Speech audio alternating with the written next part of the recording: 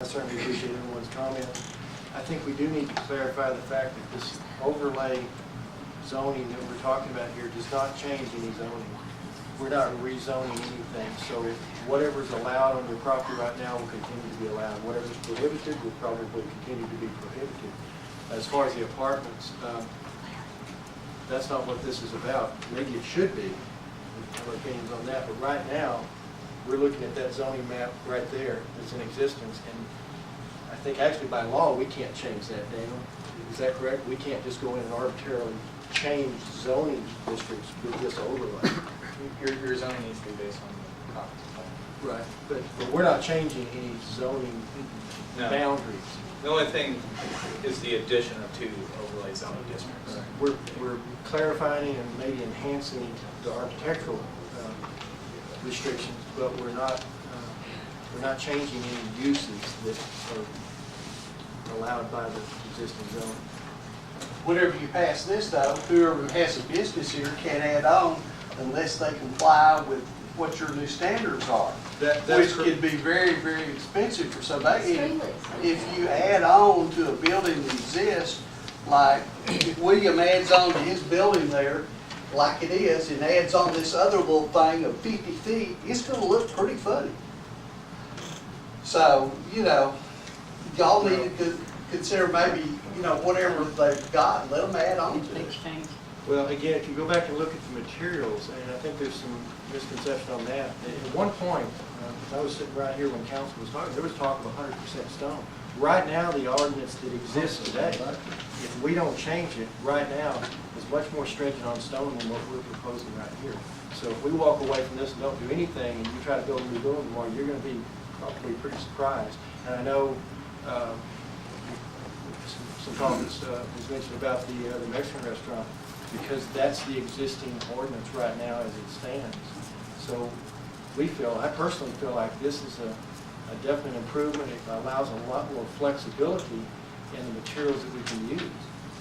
I'm the first one to, in fact, I was the one that stood up and said, I don't think we need to pass this ordinance, and I think we need to talk about it.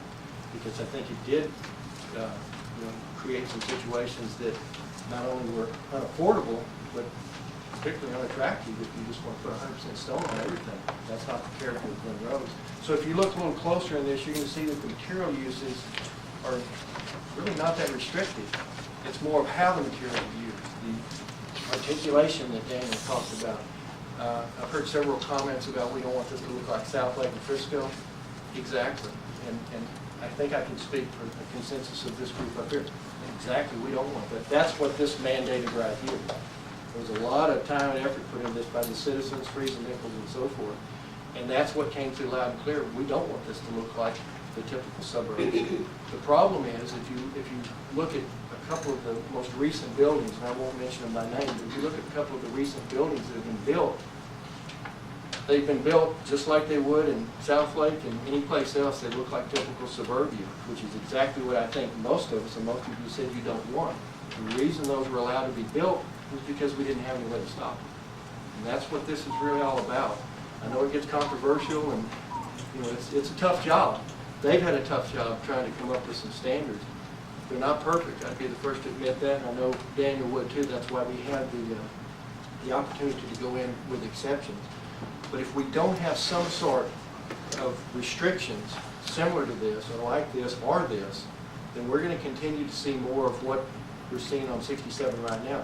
That may not offend you, and there's not a right or wrong in this, but what I'm hearing is we don't want to see that. We don't want to see McDonald's signs 50 feet in the air. Larry Smith mentioned that he doesn't want to see the back of a building on 67. He's exactly right, and I think we've got to address that. Some people don't care if the back looks on 67, and that's their preference too. So, nothing is going to please everyone. Nothing's 100%. But the intent, I assure you, behind this is really to prohibit what a lot of you are concerned about. Now, it's going to allow some things that you're concerned about too, and it's going to restrict some things that you don't want to happen. But, I don't really know what to say about that. It's not all perfect.